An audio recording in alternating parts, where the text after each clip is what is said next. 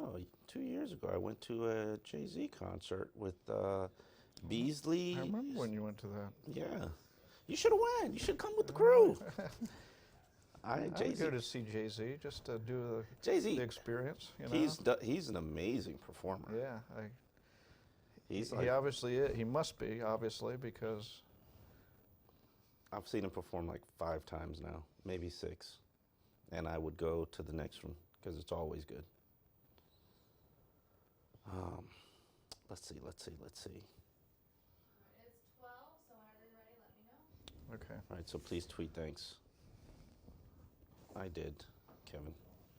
All righty. All right, we're ready to rock when you are. You just give us our countdown. Sure, let's start in 5, 4, 3, 2, 1. Happy holiday, Dolphin fans. This is Omar Kelly and Dave Hyde here with another edition of X's and Omar. Well, Dave, the Miami Dolphins got pushed around again for the second straight week, this time delivering a 41-24 loss to the Cleveland Browns, which just so happens to be the second highest points total that the Dolphins have scored this season. I mean, Let's be thankful for that, right, Omar? yeah, let's start with let's be thankful. We're going to get to Dave's positivity corner a little bit later in the show. So please be create a list of things to be thankful for. But the loss, which happens to be Miami's second straight, guaranteed that the Dolphins finish with a losing record in 2019. Surprise, surprise, Dave. Let's. There's more work to be done, Omar, isn't there? Yeah. We'll get into that, but they're only third right now in the drafts. I saw somewhere that they might be fourth. But yeah, the Washington. Schedule strength of schedule pushed them to fourth. There's still work to be done. Yes. There's still more losses to be done. Last week, Dave, you jumped off the tank. You convinced me to jump off the tank, and then the I'm very back next on. day, I'm back on. after watching them really get pushed around by the Cleveland Browns, you wrote a column that said basically Dolphins got to lose these final 5 games to push themselves up into the draft standing so that they can get not the quarterback, but the pass rusher. They don't have a shot at the quarterback unless Cincinnati takes the defensive end from Ohio State, Chase Young. Look, I'd rather have the quarterback, Joe Burrow. Here's the issue for me, and I've been conflicted this whole season. I'm not going to make any bones about it. This is an awful season to watch, to write about, to deal with, to think, do you want them to win? Do you want them to lose? At this point, we're going into December. Yeah. Okay. What are you playing for? You're not playing for anything. And they have done all they can to strip this roster of any talent at all, except at one position is left, which is quarterback. They still have some talent there. Oh, I see where you're going there. So where that's a decision to me moving ahead. But are you going to go through all this pain and suffering for nothing? For the left tackle from Georgia or Iowa or wherever? You know, it is a interesting conundrum, and part of it is because Tua has suffered that serious hip injury. And honestly, I've put Tua on ice. I still love him. I still want him. I would still invest a first-round pick in him. Talking to some people, I think a lot of people who don't have anything vested in it still say, hey, he's probably still a first-round pick. Well, you know what's going to happen. Yes. And by April, he'll be healthy. All the doctor's statement. Nick Saban will be saying, as he already has, C.J. Mosley had the same injury, and look at the career he's had. There will be the hype train to take to it, and he will go higher than you expect. Then there will also be the smokescreen train in terms of teams putting out bad information, teams dissing Tua, teams saying, he wasn't all that special anyway. He's made of paper mache. He's going to tear up again. The hip. So you'll get a whole lot of stuff. I'm playing, I don't want to hear none of it. I will check back at the medical recheck in the combine and see what the medical people say and move from there. I still think he's a first-round pick. But let's move off Tua because my heart hurts discussing him. Right now, Dave, it's a situation where do you want to win? Do you want to lose? No.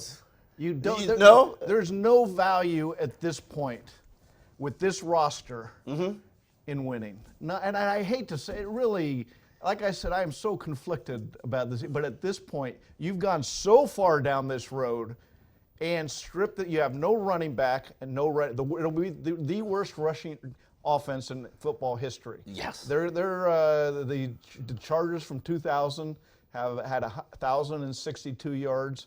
The Dolphins are going to beat that, okay? Meaning be south of that. Yes, they're on pace for 1,011 rushing yards this season. It's tragically bad, and I'm not sure it gets any better. But I wrote a column in the Sentinel just analyzing each position. You did, and it's something you should read because it just really explains and shows you position by position how the cupboard is completely bare. And I don't know how even 14 picks. I don't know how they get that. Yeah, I mean, you're going to have to really address my count. I keep a running count of players that will actually maybe make the 53-man roster next season, and it's generally been at 22.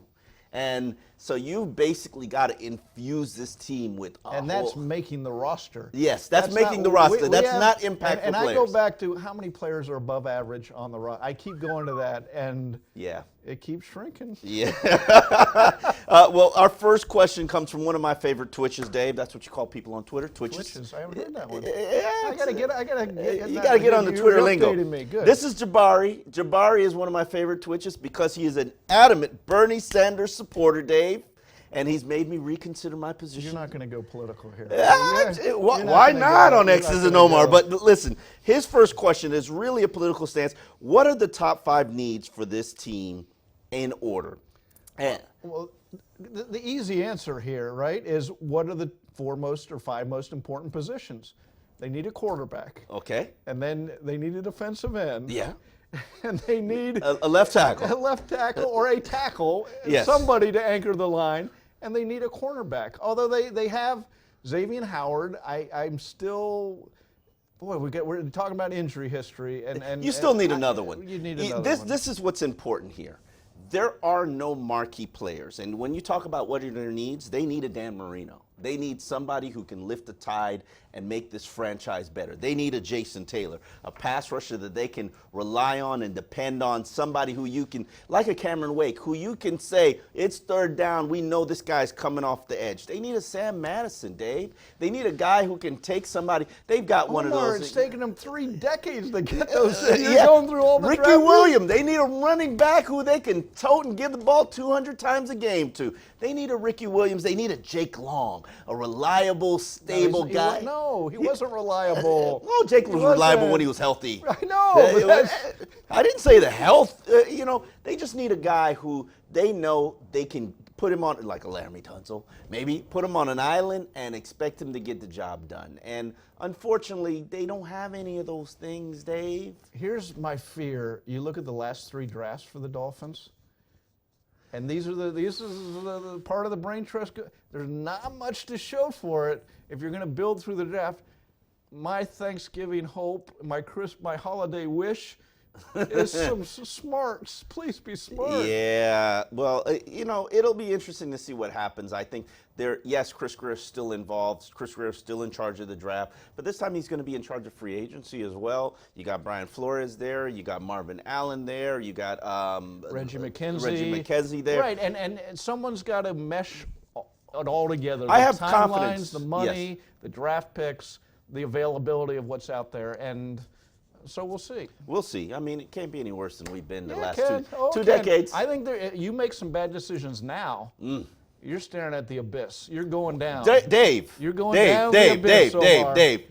This is the abyss. No, because this was planned. This was planned. All right. You make some missteps now, and you're going to take a big unplanned step down. Yeah, you got to take advantage of these draft picks that you've hoarded away. All right, Omar. Next one comes from Johnny Finns. Is our future QB for next year currently playing on another NFL roster? In other words, are we going to go out in free agency and grab one? I think there's a 50-50 chance that the future quarterback is. I think you've got a lot of quarterbacks like a Teddy Bridgewater, or Marcus Mariota, Andy Dalton, a Cam Newton, a Jameis Winston. They're all going to be out there. They're all going to be available. Dave, you never know. You never know. Look, then once again we'll have a shift in the plan. You know, the plan keeps shifting. As it always does. I know, it's a but the fluid whole situation. idea was Be bad to get the a quarterback, right? Correct. Now, they got some bad luck in Tua getting hurt, but, you know. I mean, do you want to settle? Here's the ultimate question. Do you want to settle on a quarterback? Because even if Tua is your guy, and let's say you select him at 4, more than likely he's going to miss half the season. So you probably want to slow cook him. Now, if you're lucky, maybe you get Joe Herbert, but then would you take Joe Herbert if you don't love him? And then Joe Burrow. Joe Burrow. Do you take Joe Burrow if you don't love him? Same thing with Herbert. Absolutely. You better love Joe Burrow. He's the best quarterback out there. You don't agree. But here's back to free agent quarterback. No, look, I just don't see someone you could say, here's a franchise quarterback. Someone could get you 9-7, absolutely. But this whole idea of this season was to find a franchise quarterback. I will say this, and I have reconsidered and recalibrated my position and stance and thoughts since the Tua injury, life after Tua. I wouldn't mind marrying Teddy Bridgewater. I wouldn't mind giving him a genuine opportunity, giving him $30 million in guaranteed money and seeing what happens moving forward from there. $15 million a year. Nobody else is going to offer that. I know you think that they will, but I wouldn't mind. I mean, if you go to $30 million, yeah, I'd agree. No one is going to get now, you know, then he's going to weigh, okay, a 3 or 4 year deal for 19-20 million over one. You're talking a 1 year deal. Show me. No. I'm saying $30 million over the course of 3 years. Course of 3 years, $30 million guaranteed. I don't talk about anything other than guaranteed money. All that fake money, you can forget about it. $30 million guaranteed over the course of a 3 year deal. Be sure he's a franchise quarterback. Then you better. Was I sure Ryan Tannehill was a franchise quarterback before I gave him a ridiculous amount of money? Okay, but $198 million? The point is, you don't want to repeat mistakes, right? I mean, that's the idea. Mistakes, don't repeat mistakes. But Teddy Bridgewater has proven, one, he's been a winning quarterback in the NFL, even with Minnesota. He showed you he did well in the exhibition season with Jacksonville before New Orleans traded for him. He kept the Saints afloat, 5-0 record as a starter, replacing Drew Brees. And yeah, maybe that has a lot to do with the play caller and the offensive and the offense that they have in New Orleans.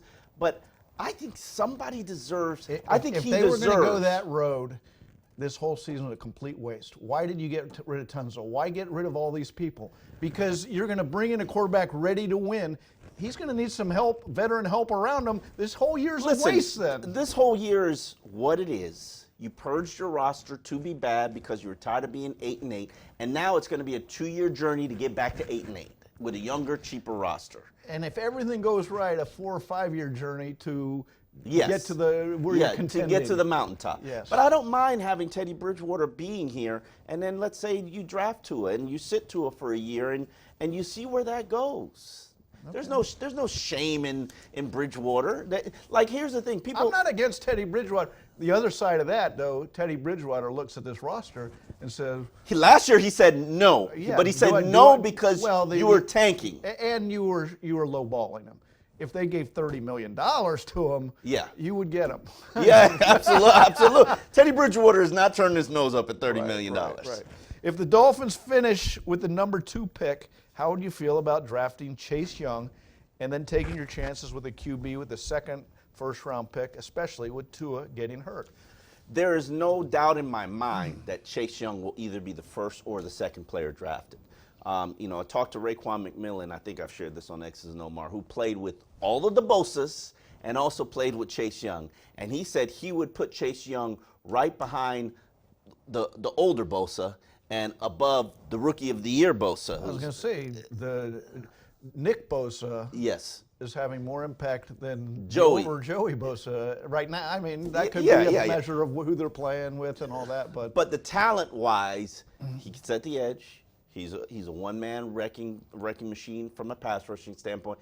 And I have the opinion, I have the feeling, I think he might be the number 1 pick in this draft. I think there are people who are enamored with Joe Burrow, and then there are people who are like, 24, let's remember 1 year. Let's remember he's a quarterback. Yes. And a team like There's a Cincinnati lot of needing a quarterback. Yes. Yeah, if you take, and Chase Young, all I've heard is the same stuff. Very good, very talented. You're taking Myles Garrett. You're taking Joey Bosa.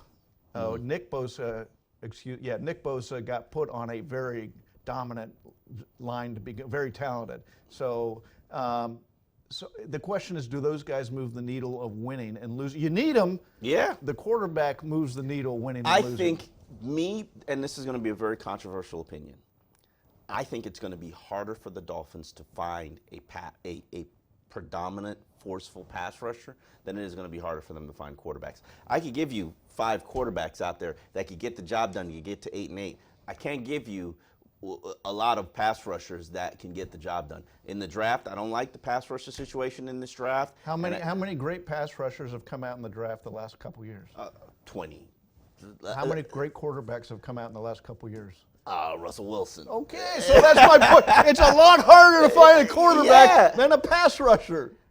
This offseason, I think you're gonna have your choice of some leftover quarterbacks. You're not gonna have and an average pass rusher is gonna make $100 million, and I don't want to overpay that. I want to draft it, pay it $25 million. You're gonna pay. You just want to pay Teddy Bridgewater $100 million. No, I said pay Teddy Bridgewater 30 30. For No, three not years. 30 a year. 30 guaranteed total. Oh hell no, he ain't making 30 a year. That's what I thought you were going. Oh no. I said $30 million guaranteed. Guaranteed over the course of a 3-year deal. He's not turning his nose up at $30 million. Turn down, but he can find that stuff anywhere. He cannot find that anywhere. Yeah, he will.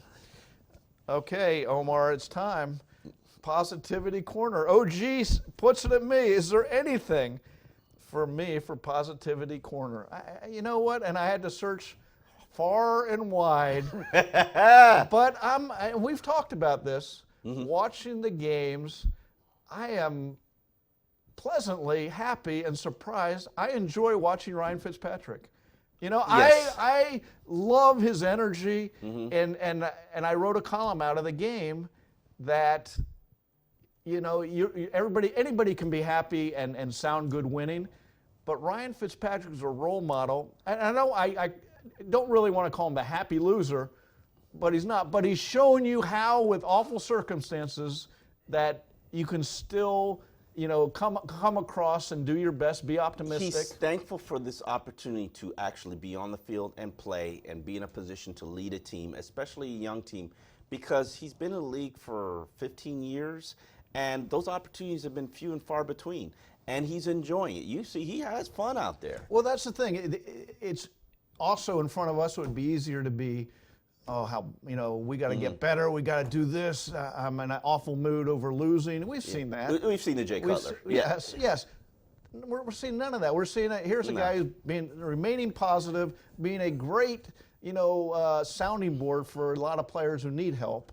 I've noticed this, and I said this from very early on. He reminds me a lot of Chad Pennington in terms of everybody wants to follow and be around him. No, he's not as good as Chad Pennington, but yes. But he's not as bad as we thought either. Yeah, no, I didn't think he was bad. I thought he's been on 8 teams. His arm generally wears down as he's the season. 37. As the season progresses, and I think we're starting to see some of that. But he enjoys what he's doing, and he enjoys being out there and playing it. And I love that he's a great example to a lot of players on the team. And I also think, I want to make a prediction, I think he's going to be a phenomenal head coach when he decides to actually get into coaching. That's a great, and you could see that. Look at the guy coming in here this week, Doug Peterson, backup quarterback throughout his career, backed up. He started when Don Shula had his record win in Philadelphia for the Dolphins, but sort of a similar brainy, not quite good enough to be a great NFL quarterback, but now he's got 16,000 kids, so I'm not sure. He might need the money. I think he's all right with money. Set, but he's a smart guy in terms of money and how he spends. And his his wife is Harvard educated. I'm sure he doesn't need football. I'm exaggerating. But he loves football. Yeah, he loves it. So he might need it in that regard. What do you do after football? Unless he could go do TV and make real good money, make good money for half a week's worth of work. No offense to all those who do football. All right, Omar, it's time to play your favorite game. All right. True or false? You know how the game is played. Hugh asks, true or false, Omar, the Dolphins are never going to sign Kaepernick, no matter how well the workout in Atlantic went. I think that that's true, but I think no team in the NFL is going to sign Colin Kaepernick. Right. I'm of the opinion that Colin Kaepernick will probably have to go play in the XFL to get a legitimate consideration that to return to the NFL. Not that he doesn't have the talent to be a quarterback in the NFL, starter, or even a backup in the NFL. I just think the NFL needs to see that he is going to jump through the hoops that they want him to jump through. Be employee number 13 and not create a scene on a weekly basis. I mean, during his workout, he wore a Kuta Kinte shirt, which is a character off the Roots. And yes, you take away we're switching up the workouts, we're doing our own thing, we're inviting the media, we're giving our statement. You take all of that out of the equation. That stuff didn't bother me because I had an issue with the waiver that the NFL wanted him to sign, which basically wanted him to sign away all his rights to future litigation. But that shirt was a statement that I am not going to jump through your hoops. I am not going to stop being militant. And I think that that's the reason why he's not in the NFL. Well, I think also, let's be honest, on another level, on a football level here, they didn't need a workout to know who he is. I mean, they saw him play. Yeah. And so 3 years after he's been out of football, he has a workout. I mean, seriously, I guess they would judge, okay, where is he at now? They're trying to create a statement that we're not colluding against Well, you. yes. That's look, both sides had statements to make in that workout, right? And Kaepernick made it with the T-shirt, among other things, and the NFL made it with it just evolved into a clown show. Here's my solution to the whole thing, because I'm a pro Colin Kaepernick. I am standing with Colin Kaepernick. I support the causes and things that he advocates for. But here's my simple solution to Colin Kaepernick's conundrum about the NFL. You want to get back in the NFL? I'll see you in Mobile, Alabama, and the Senior Bowl. You can sit down and you can meet with 32 NFL teams. He's hungry to do it on the NFL's terms. Go have a workout in Mobile. Just like, you know what? Just like on some level, anybody who's out of work has to humble themselves a little. And I get that he doesn't want to do it, but that's. I think he's more comfortable being a martyr, and that's a sad thing to say. I think that you can be both. And I think that you can get him back in the league and show people that you still have the talent to play in this league. But the question is, you need to go to Mobile and say, yeah, I'll take your minimum. Yeah, I'll be a backup. Yeah, I'm still gonna kneel, but I'm only gonna talk about my causes on Tuesday when it's my day off, and during the week I won't discuss. You need to hear him say those things, and as a team. Now, if he's not willing to say those things, then he's probably not willing to be employed, because the NFL, more than anything, they want to know you're going to jump through their hoops. Well, and they want to know you're going to not be a distraction. Well, not even a distraction, because he's going to be a distraction on that Tuesday. I like that idea, though. But be a divisive force inside the locker room. And is his talent, ultimately it always comes down to, is his talent going to be worth what he's bringing to the team? I would say for the Miami Dolphins, absolutely his talent. Yeah, it's going to be extremely divisive, and you're going to have to deal with the Cuban immigrants and the Fidel Castro situation. But ultimately, when he gets on the field on Sunday, he definitely beat out Ryan Fitzpatrick. He definitely beat out Josh Rosen. He hasn't played in 3 years now. That's my real concern. At this point. You know who his game reminds me of? Lamar Jackson. That Lamar Jackson is doing pretty well in the NFL right now if you build an offense around him. He can't throw like Lamar Jackson. He can run. He could throw. Oh, no, he could throw. Oh, no, he can throw. Look at his accuracy ratings by the end. Accuracy, I'll give you that, but he can throw. He could throw. Okay, Omar, the players will tune out Brian Flores. This is from John G. Players will tune out Brian Flores and stop playing hard if the losses keep piling up. True or false? I definitely say false. I mean, if you just look at this roster, 50% of it is just happy to be in the NFL, happy to be actually opportunity to be on the field, to put film together. They walked into that locker room on Monday as if they didn't have a care in the world, because, yeah, they're disappointed that they continue to lose, but that doesn't stop them from working hard because they know their futures are dictated by how they perform moving forward. Well, and if they were going to turn them out, the ones who did turn them out, because some veterans did in September, or in August, perhaps. But when those trades, especially when those trades were made, oh yeah, the ones who were he was getting a lot of side-eye looks, and not just Brian Flores, but turn off this whole what's going on this season. Oh, when they moved to Josh Rosen as a starter instead of Ryan Fitzpatrick, the people were giving him they had to have a team meeting about the situation. Then he had to go back to Ryan Fitzpatrick, and then we started to see a little bit of but they're continuously making a mess of this team. The constant rotation. They're continually putting Brian Flores in a tough spot, right? He wants to keep moving forward. All we care about is improving at practice, and that there's bigger issues going on, and everybody knows. He knows it. He knew what he signed up for. He knew what he signed up for. I don't like the whole he's ignorant about. He's not ignorant. Oh hell no. He knew what he signed up for. He knew what this year was about. Absolutely. Okay, our next one's from Randy Sadler.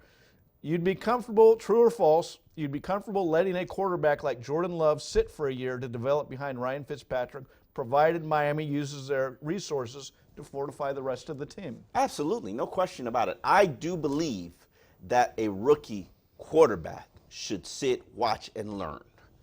That's just fundamentally throwing him out on the field so he can learn the fast way and putting him in the microwave. I hate that approach. Kyler Murray's okay with that. Yeah, Baker Mayfield at the end of last year looked very good. That's fine. That's fine. I'm not saying it doesn't work. The times have changed to me on that. Times have changed. Listen, but I do believe that this year, getting a quarterback is absolutely important. But if you don't spend at least half of your 14 draft picks on offensive and defensive linemen, you are going to be a disaster consistently for a long time. You need to get stronger in your trenches, and I don't mind if you use half of those resources. I don't mind if you use 10 picks on linemen. You watch this this is a bad play on the lines, and you can't do anything at all. You can't do anything. You can't stop anything. You can't pressure anybody. Like, you can't open up a running lane. You can't protect the quarterback. How do you play football like that? Well, we've been seeing it. We've been seeing it, yeah. All right, true or false? Vince Biegel will continue to play better and will be a part of the team going forward. Absolutely. I think Vince Biegel has a Rob Ninkovich-type feel to him. This is just a guy who's scrappy. He, and I talk about it all the time, they're bad at edge setting. There are times and instances where 240-pound Vince Biegel sets the edge against a 300-pound offensive tackle quite well. And there are times when he doesn't. Now, the question is, should you be asking him to do that 30 times a game? You shouldn't, but 15 times a game? Okay, We're talking roles with a lot of these guys. When you get a real team out there. Absolutely. And not, he's our best option this year. He is the most pleasant surprise of this season because his energy is infectious. His personality is infectious. His play is average. I'd say he's an average NFL player. And for this team, that's a huge compliment. And to bring him back to Thanksgiving, he grew up on a cranberry farm, So what's better than that? That is a great, at Thanksgiving, Omar? His company is contracted by Ocean Spray. So if you're having cranberry on Thanksgiving, more than likely Vince Biegel's family has picked that cranberry. My only disappointment, I thought there'd be more Vince Biegels. I thought there'd be a few, not a ton, but a handful of Vince Biegels, and we haven't seen a lot of players. Let's go on to the next true or false, Omar. It comes from Andy. Jesse Davis is not the answer at right tackle and needs to return to right guard next year. Now, this is a hard one for me to answer because I am card-carrying president of the Jesse Davis fan club. At right guard, especially. Yes, but I'm going to say that's true.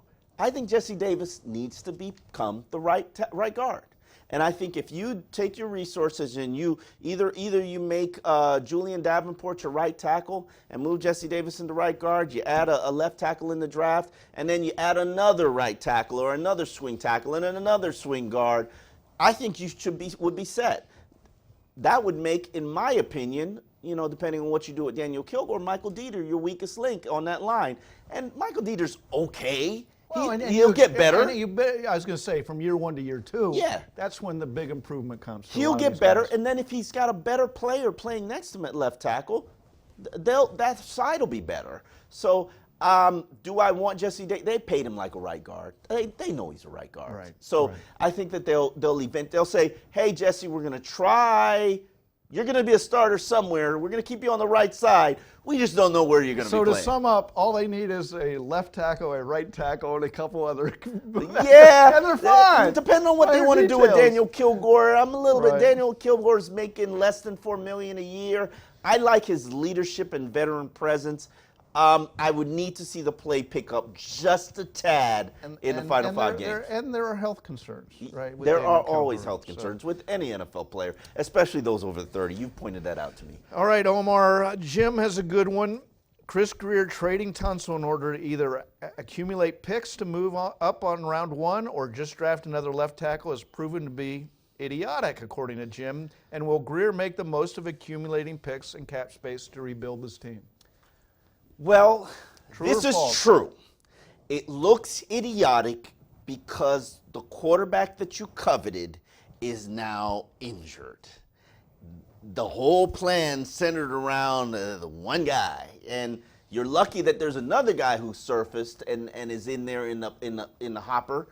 But you'll probably have, if worst case scenario, the Dolphins will probably have to spend their number 4 pick on an offensive tackle, and hope that that offensive tackle turns out to be Laramie Tunsil. It's ultimately Are we resigned to number 4, Omar? I mean, is that where you're listen. We got to all this this left tackle from Iowa, Omar. It's all a this killing me, pain. Dave. Yes, I said this is our worst case scenario, Dave. Oh, okay. We got to lose to the Giants. Got to lose to Cincinnati. Gotta suck it up. You got to suck it up. That's exactly it. You got to suck it up if you want to make this more than a left I'm tackle. saying there's a place for Josh Rosen yet this year. December There's a 22nd I think he's against going to be Cincinnati. going out there. Yeah, He's gonna let's. be going out there. Yeah, There are bigger issues. Hey, you need to see Josh Rosen's development. Let's rehabilitate him. Let's take a look at him. Hey, Ryan Fitzpatrick, that arm's getting a little tired, buddy. Oh man. Okay, Andy has another one. If Nick Needham is Nick Needham a mirage and will only be a number 3 or number 4 cornerback, or can he be a number 2 cornerback? I think that that's false. I think Nick Needham has shown you that he belongs in the NFL, shown you that he needs some development, shown you that in another year in the system, maybe he can be a contributor. Hey, I'll try him at my nickel cornerback. But if you're asking me who I want opposite Xavier Howard on the other boundary, got to do better than Nick Needham. Well, and again, let's get back to undrafted rookie being put in positions he really shouldn't be put in. And the coaching staff must know that, but they don't have options. And so let's come back a year from now and see what Nick Needham develops into. Ty Patman, remember that name? No. Okay, he started last year for the Dolphins. See? I'm not going to remember a lot of these names either. I mean, there's going to be a lot of names from this year that we're going to forget. I've been in press conference asking questions, and I have to look at the roster because I can't remember. Oh, man, just imagine being in that locker room every day. This is a good question from Tony Diaz, and I want to ask it because I want your answer. Ex-Dolphins players like Ryan Fitzpatrick, Minka Fitzpatrick, Ryan Tannehill, Minka Fitzpatrick, Kenyon Drake, Damian Williams, Robert Quinn are having huge success elsewhere because our current and ex-coaching staffs fail to coach and utilize them effectively. You know, I'm going to say that's false from this standpoint. I think they're all in better situations for what they're doing. I mean, better teams, better run. Look at Ryan Tannehill. He's got a 215-pound running back who can run. He's got a physical offensive line. He's got a very good defense. This is a good situation for Ryan Tannehill. Custom made in a city that's custom made for his personality. Very good point. Yeah, Nashville. He fits better. And you know, look, you can go down the line with Damian Williams might be the one who they probably didn't appreciate. There was no reason he wasn't re-signed. Yes, I agree with that. I'm glad he's in the situation that he's in, but absolutely no reason he wasn't re-signed. Robert Quinn, we didn't see anything from Robert Quinn last year. Not at all. A thing. So that's on him. I'm not even going to talk about Minka Fitzpatrick. Dave is going to leave the Minka Fitzpatrick. Like, listen, That we have to admit, Dave. You wanted Bobby McCain to play the free safety spot, and you refused to let Minka play free safety spot, and Minka didn't want to be here because he wanted to play free safety spot. And what happened? And he goes and plays free safety for What Pittsburgh happened? Steelers. Let's look at that situation and that decision. I said I wasn't going to talk about it, but I had to drag you into it. Game 1. What happened to Bobby McCain? Or game 2? Early in the season, He separated his shoulder. I mean, but Minka He's was an out there playing safety, though. Minka was out there playing safety. He's an undersized guy playing safety. Yeah. And that's what happens. They get hurt. Yeah. Right? Okay. And not that Minka's big. Right? This is a year. Why draw those battle lines? They needed. This is a decision that makes no sense. When they traded Minka, and I'm not making an excuse, they traded a nickel cornerback. They did not. He was used as a nickel cornerback for 2 years. For 1 year. This is the second year. Okay, yes. Okay, but he was used there because that's where they decided the team needs him, not because he's a. And if they saw him as a nickel cornerback, if that's what they judged him, they got some big problems with judging talent. Because you look at him playing safety for Pittsburgh, and he's up for All-Pro, up for Defensive Player of the Year. He's up for Defensive Player of the Year. So don't tell me he's a nickel cornerback. The Philadelphia Eagles are having the Philadelphia Eagles have been one of this decade's success stories in terms of NFL franchises that get it done rebuilding to win a championship. They took down the New England Patriots, won the Super Bowl 2 years ago, and did it with their backup quarterback, Dave, Nick Foles, who's now the starting quarterback for the Jacksonville Jaguars. Since then, they've been kind of on a downhill pattern. They've had some injuries with their starting quarterback, and they've come back down to earth with these 2 straight losses to the Patriots and to the Seahawks. 2 very good teams. I was going to say. They might be playing in the Super Bowl. Yeah, you look at their 2 games previously, and they played lesser talent and won. So they're not playing the Seahawks and the Patriots this week. Yeah. So, but they are. There's questions about Carson Wentz now. Okay, Yeah. and did they make the right decision? Did they make the right? And that comes when, again, you put a quarterback, whether he's the right guy or the wrong guy, with lesser talent now around him. And all of a sudden, his vulnerabilities get exposed a little more. Then he doesn't have Deshaun Jackson. There are 2 rookie receivers who are really supposed to help him are hurt. They have nobody stretching the field. They've lost running back to the Jay Ajayi's in their backfield now But I again. will say to what you love, Omar, when they won the Super Bowl, they won it with their defensive line, really their front 7. And San Francisco, you talk copycats and all that. San Francisco invested heavily in the defensive line, and what are they doing? Listen, I'm sorry that people don't believe in old school football, but the formula exists, and it's a timeless formula. It's like getting a classic car. It will always work. And if you build in the trenches and you build an offensive line that can protect your quarterback, that can open up running lanes, a defensive line that can stop the run and can pressure the quarterback on 3rd downs, you got a chance to be 800. To be 8-8 at 500 in this league. And then you need to stay healthy, and you need to get better quarterback play and turnovers to get over the edge. And you know who's following that model this year? Probably not that they want to, the Patriots. The Yeah. Patriots, great defense, great, but so, okay, our next question comes from Philadelphia native Cameron Wolf, ESPN Dolphins reporter. What's going on here, Omar? It's all. I watched Cam's Facebook thing and contribute to questions you put it there. out? All right, Yeah, I like so it. we're all in this together, man, as a media contingent. All right. What do you think, if anything, the Dolphins can learn or copy from the Eagles' quick rebuild?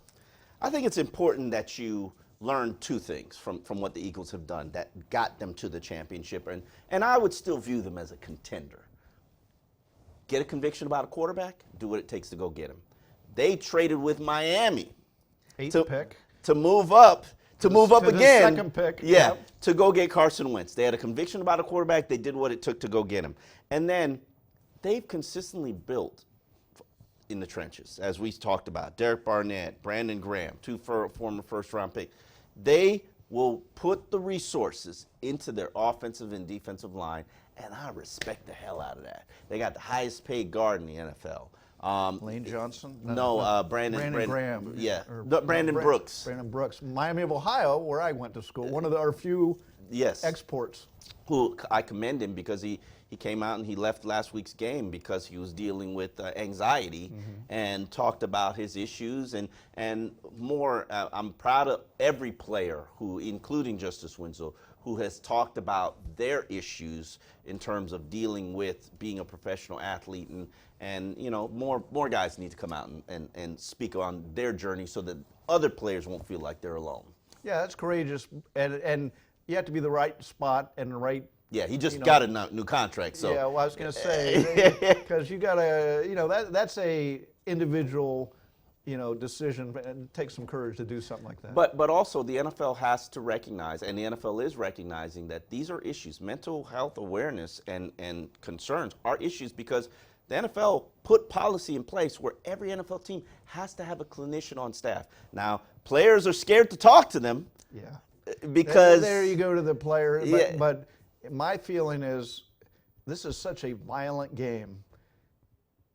You got to have something wrong with you to play it. Yeah. You got to be able to go to somewhere that most people can't. But just look at the dynamics of it. You don't think Kalen Ballage could use somebody to talk to right now? He's on the verge of being the worst running back in NFL history. Well, maybe he has somebody. Let's hope. Let's hope. I mean, and all Jakeem Grant just suffered a season-ending injury.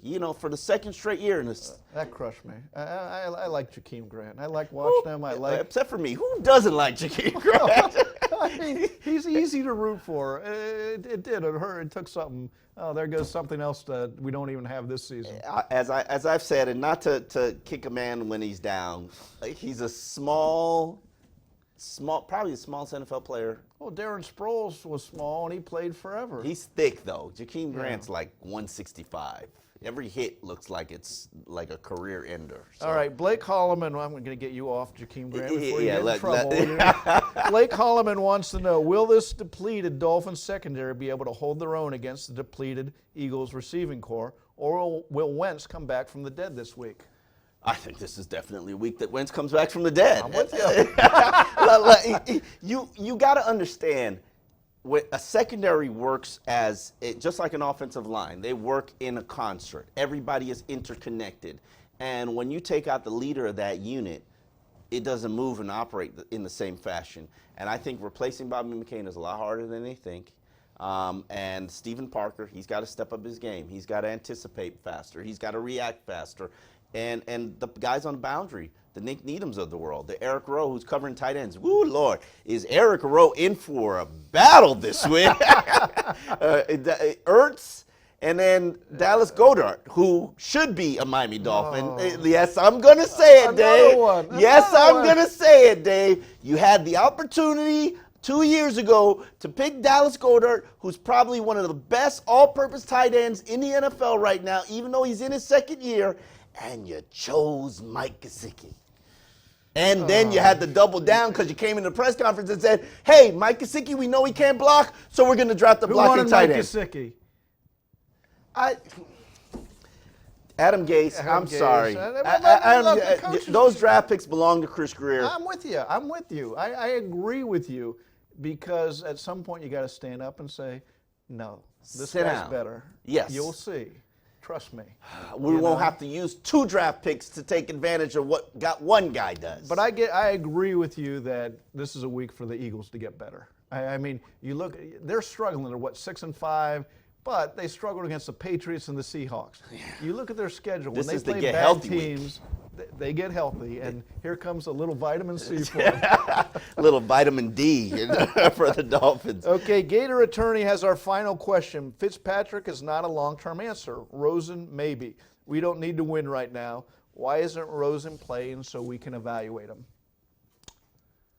Because Brian Flores wants to give his team the opportunity and perception that they're doing everything that possibly can to win a game. That's why Ryan Fitzpatrick is actually playing. Well, and to the question's main point, they feel they have evaluated Josh Rosen. When you read what they're saying in their answers time after time, we evaluate him in the summer, we evaluate him in August, we evaluate him in September. We evaluate him in seen practice. Enough. I want to see a little more. No. I'm not disagreeing with you. I really think we will see more because this will be an organizational decision. They need to get that second pick, Omar. Or this season, you say, what was it for? Listen, after this week against the Philadelphia Eagles, I'm quite comfortable if Josh Rosen has to finish out the season as a starter. I'm okay with it. I especially need him to start December 22nd against the Cincinnati Bengals. Because, next week against the Jets on the road, hey, why wouldn't Josh Rosen like to get this opportunity to close out the year? We saw last year what one win can mean in draft order. That Miami Miracle dropped him. It was a lot of fun. It dropped him from 8th to 13th.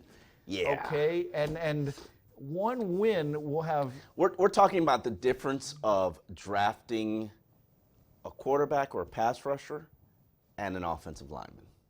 That's really what it is. When you can get that. Or using your resources to trade up to draft one of those two things. I'm sorry, you could just lose the next 3 games and be bad enough to do it and keep all your resources. This is not a hard decision for me. Me neither. And I hate to talk this way, but you're at a point. Look, even Pat Riley, second half of one season when they had nothing left. Wade was hurt. Shaq they had to trade him because he wanted out. You should have put that in your column. I've done that. I'm talking about the one you wrote this week. I did. And he said we got to tune it in. And that's at this point in the season, December. Let's not make any pretense. There's bigger issues out there than showing a few players, many of whom aren't even going to be around next year that we're trying to win. Here's what I want to achieve in the final stretch of games. I want the Dolphins to get into the top 2 picks. I'm not sure they could catch Cincinnati, but definitely you got to lose to the Giants, you got to lose to the Jets, and you damn sure got to lose to Cincinnati just to keep everything equal. I want to help Devontae Parker get to 1,000 yards receiving. That is important. Devontae helps his trade value. Helps his trade value, helps his confidence. It gives you something to build off. I want to not be the worst running team in NFL history. That to me, and I want to help the offensive line stabilize some way, somehow. You gotta figure out. You want me to believe that Brian Flores and his coaching staff, and I've been hard on them because that's the excuse. What are they working with, Omar? What have they fixed, Dave? What have they fixed? You can't have this goal. We want the second overall pick, but I'm going to criticize Brian Flores if they're bad. No, that's an organizational Fix the run decision to game. be bad. Fix the run game. With what? With what, Omar? Who's the running back? Patrick Laird. He's their best option right now. And listen, Patrick Laird, Myles Gaskin, the Turner kid they claimed off practice squad from Baltimore. Like, somebody's job is to not. Little secret between us. I don't think they really want to fix the running game right now. Listen, they need to, unless you want to be historically bad. You didn't want to be a winless team. Okay. I care. Would you trade being the worst running game in history and you get the second overall pick? Okay. Or do you want to go 1,063 yards rushing to beat so you're not the worst, but somehow, All right, you sold me. As long as I get the second pick, I'm good. Predictions, Dave. I think it'll be the Eagles, easy, 30-14. I think I went with in the paper, and I'll stick with that. Best equalizer to me is when you evaluate this team, the two teams that face, can Miami hold their ground in the trenches? And the answer to that question is absolutely We've not. seen it the last couple weeks, Last 2 especially. weeks, yeah. It's really been exaggerated, I think. It has. Yeah, and so I'm predicting a 28 Eagles 14 victory. And I'm predicting Josh Rosen. We see the return of Josh Rosen. Woo! You mean at the start or in the middle? At the end. At the end. Okay. And then we can filter into him the following week. Yeah. Let's hope Josh Rosen plays well enough to earn that start against the Jets.